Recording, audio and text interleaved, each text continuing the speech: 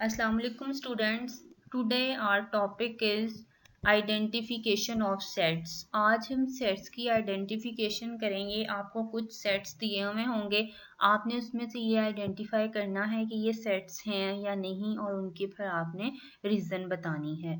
तो इसके लिए हम अपनी एक्सरसाइज नंबर 1.1 डिस्कस करेंगे और उसमें हम क्वेश्चन नंबर 5 डिस्कस करेंगे। क्वेश्चन नंबर 5 है which of the following collections are not sets and why. आपने बताना है कि ये जो आपके पास सेट्स दिए हुए हैं ये सेट्स हैं या नहीं। अगर ये नहीं हैं या फिर हैं सेट्स तो उनकी फिर आपने रीज़न भी बतानी है। तो आपके पास सेट ए दिया हुआ है। सेट को हमेशा कैपिटल अल्फ़ाबेट से रिप्रेजेंट करते हैं। इज इक्वल टू पुट करेंगे और यहाँ हम सेट को करली ब्रैकेट में राइट करते हैं। सेट्स को हमेशा करली ब्रैकेट से राइट किया जाता है और ये अंदर सेट्स के एलिमेंट्स हैं जिनको हमेशा स्मॉल अल्फ़ाबेट से डिनोट करते हैं। और ये सेट्स के अंदर हमने कोमा पुट किए हुए हैं। कोमा इस मकसद के लिए पुट किए हैं कि सेट्स के एलिमेंट्स को हम सेपरेट कर सकें। तो अब यहाँ पे ए बी एफ जी के एंड एम ये आपके पास सारे सेट्स दिए हुए हैं और ये all of these are sets because कि इनका ऑब्जेक्ट जो है वो डिस्टिंक्ट है और वेल डिफाइंड है। डिस्टिंक्ट मीन नॉट रिपीटेड, मतलब किसी भी सेट के अंदर अगर आप देखें कि कोई अल्फ़ाबेट या कोई नंबर जो है वो रिपीट नहीं हो रहा तो उसमें ये यहाँ पे अगर हम जी सेट की बात करते हैं the set of story books. अब इसमें स्टोरी बुक्स भी आ जाती हैं। स्टोरी बुक्स भी में भी कुछ स्टोरी बुक्स होती हैं जो बार बार रिपीट नहीं होती। The set of fish in the river Ravi. अगर रावी रिवर में जो फिशेस हैं उनका हम सेट बनाना चाहें तो उसमें भी कोई फिश जो है वो रिपीट नहीं होगी। The set of wooden chairs, और अगर हम वुडन चेयर्स का सेट बनाएं तो उसमें भी हम जो हमारा ऑब्जेक्ट होगा वो डिस्टिंक्ट होगा और वेल डिफाइंड होगा। तो सो स्टूडेंट्स ये जो सारे आपको सेट्स दिए गए हैं ये सारे के सारे सेट्स हैं बिकॉज कि इनका जो ऑब्जेक्ट है वो डिस्टिंक्ट है और वेल डिफाइंड है। डिस्टिंक्ट मीन नॉट रिपीटेड, कि इनमें कोई भी एलिमेंट्स जो हैं वो रिपीट नहीं हो रहे। तो स्टूडेंट्स यहाँ पे फिर रीज़न भी आपको बता दी गई है कि all of these are sets because their objects are distinct and well defined. Again मैं आपसे बात करती हूँ कि distinct mean not repeated and well defined, कि जिसमें आपकी हर बात की क्लैरिटी हो।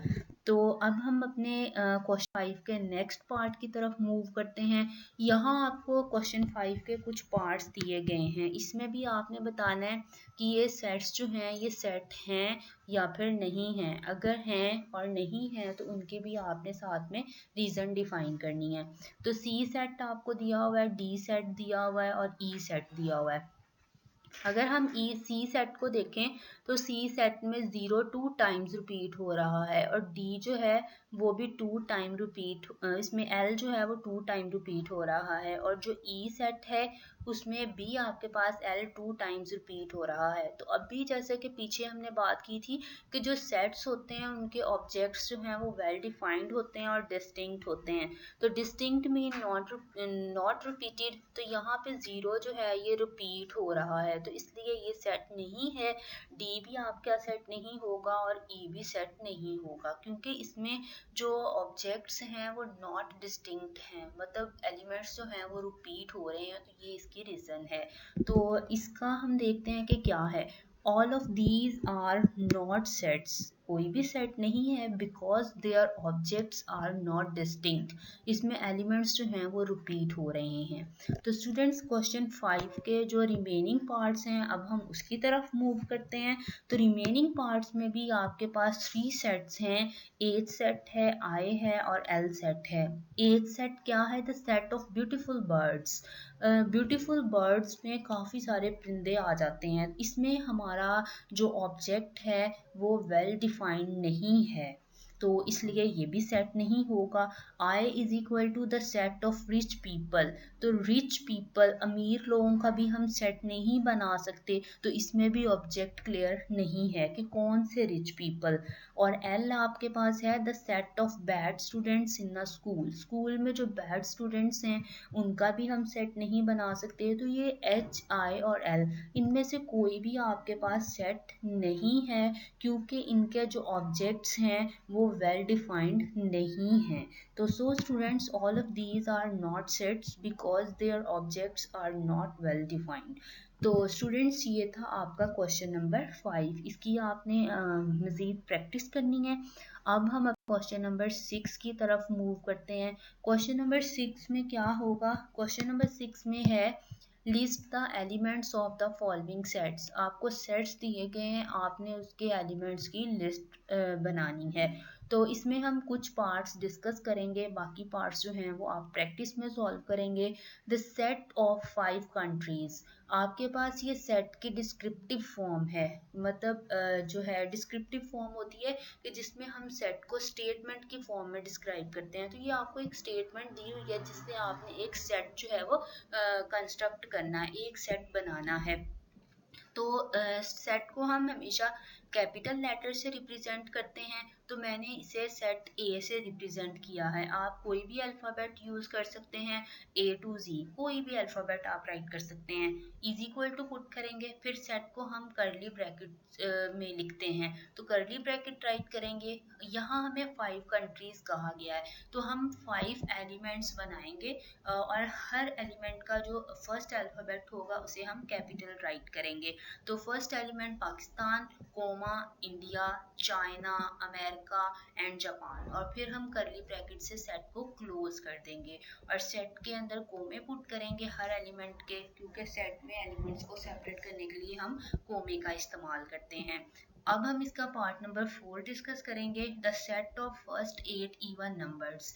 फर्स्ट 8 इवन नंबर्स का हमने सेट बनाना है। तो इवन नंबर्स आपके पास क्या होते हैं, even numbers are those numbers which are divisible by 2, जो सिर्फ और सिर्फ 2 के टेबल पे डिवाइड होते हैं वो आपके पास इवन नंबर्स कहलाते हैं। तो मैंने यहाँ पे सेट बी लिख लिया, आप कोई भी अल्फ़ाबेट राइट कर सकते हैं, इज इक्वल टू पुट करेंगे और इस करली ब्रैकेट स्टार्ट करेंगे। तो हमने फर्स्ट 8 इवन नंबर्स लेने थे, जो 2 के टेबल पे डिवाइड होते हैं इवन नंबर वो होते हैं।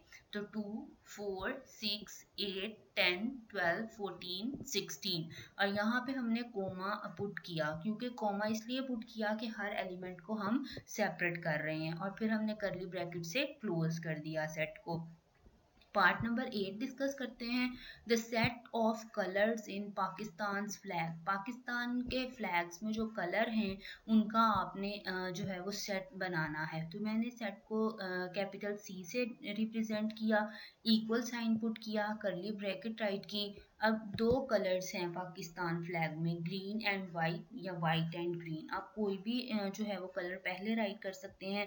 वाइट राइट करेंगे तो डब्ल्यू कैपिटल राइट करेंगे, mean first alphabet capital write करेंगे, कोमा से एलिमेंट्स को सेपरेट करेंगे, और फिर ग्रीन राइट करेंगे उसका भी जी कैपिटल राइट करेंगे, और फिर करली ब्रैकेट से सेट को क्लोज कर देंगे। अब हम इसका पार्ट नंबर 10 डिस्कस करेंगे, the set of 3 Islamic months, आपने 3 इस्लामिक मंथ्स का सेट बनाना है। तो ज़रूरी नहीं है कि आपने रमज़ान, शवाल या फिर मुहर्रम ही राइट करना है, आप कोई भी जो है वो सेट ये इस्लामिक मंथ्स राइट कर सकते हैं। तो मैंने सेट को कैपिटल डी से रिप्रेजेंट किया और फिर मैंने करली ब्रैकेट का इस्तेमाल किया, Ramzan, comma Shawwal, comma Muharram, 3 Islamic months write कर लिए, और फिर करली ब्रैकेट से हमने सेट को क्लोज कर दिया। तो स्टूडेंट्स ये था हमारा आज का लेक्चर। क्वेश्चन नंबर 6 के आप रिमेनिंग पार्ट्स जो हैं वो प्रैक्टिस में सॉल्व करेंगे।